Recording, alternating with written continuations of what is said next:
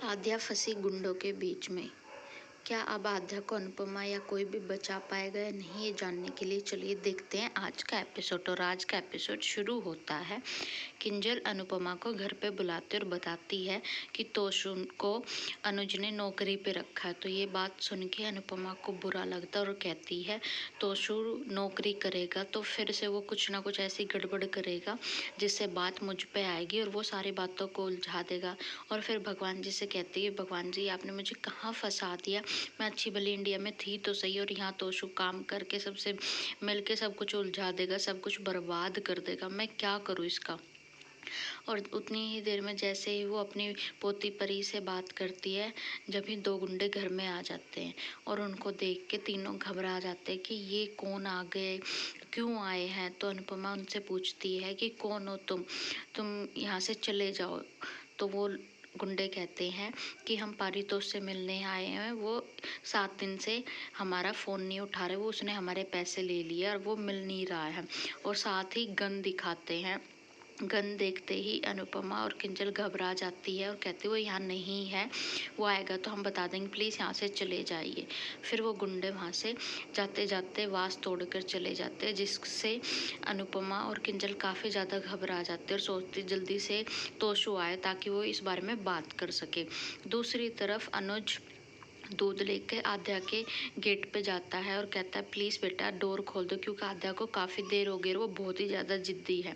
तो अनुज को पता चलता है कि डोर लॉक है, तो फिर वो चाबी ढूंढ कर लाता है और चाबी से डोर को खोलता है। जैसे ही वो डोर को खोलता है तो देखता है कि रूम का सारा सामान इधर उधर फैला पड़ा और विंडो भी खुली हुई है, लेकिन आद्या रूम में नहीं है। वो बहुत ज़्यादा घबरा जाता है कि आद्या रूम में नहीं है, अब क्या होगा, कहाँ चली गई मेरी बच्ची। तभी वो श्रुति को मैसेज छोड़ता है कि क्या तुम्हारे पास आद्या है।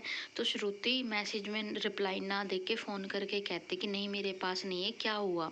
तो अनुज बताता है कि तुम्हारे घर से जाने की वजह से वो बहुत ज़्यादा गुस्से में रूम में लॉक कर लिया और वो विंडो से कहीं चली गई है।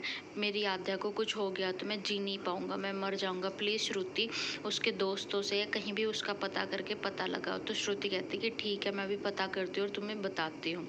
फिर अनुज अनुपमा को भी फ़ोन कर देता है कि उसको लगता है कि क्या पता भाई मेरी बेटी अनुपमा के पास चली गई, उसको सुनाने के लिए ही गई हो, क्या पता। तो अनुज अनुपमा को फ़ोन करके कहता है कि आद्या घर पे नहीं है और खिड़की से वो कहीं कूद के चली गई है और श्रुति के घर से छोड़कर जाने से वो बहुत ज़्यादा परेशान हो गई थी, तो अगर तुम्हारे पास आए तो मुझे बता देना।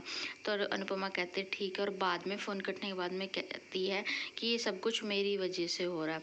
दूसरी तरफ आद्या सब कुछ सोचती कि कैसे पापा की वजह से प्रॉमिस तोड़ने से सब कुछ बिखर गया, सब कुछ बर्बाद हो गया और अब मैं ये सब कुछ ठीक करके ही रहूँगी। तभी आद्या को अकेला देख के एक गुंडा वहाँ पे आता है और आद्या की तरफ एक एक कदम बढ़ाता है, उसको छूने की कोशिश करता है।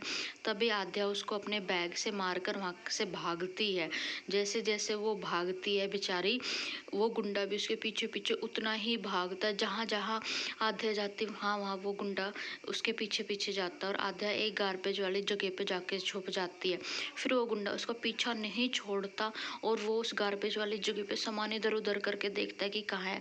मौका देख के जैसे ही आद्या भागने की कोशिश करती है गाइस, वो उसको देख लेता है, वो गिर जाती। जैसे उसको छूने की कोशिश करता है, आद्या कहती मम्मी, तभी वहाँ पे अनुपमा प्रकट हो जाती है और उसको डंडे से मार मार के उसका भुड़ता बना देती। कहती तेरी हिम्मत कैसी मेरी बेटी को छूने की, उसके पास आने की।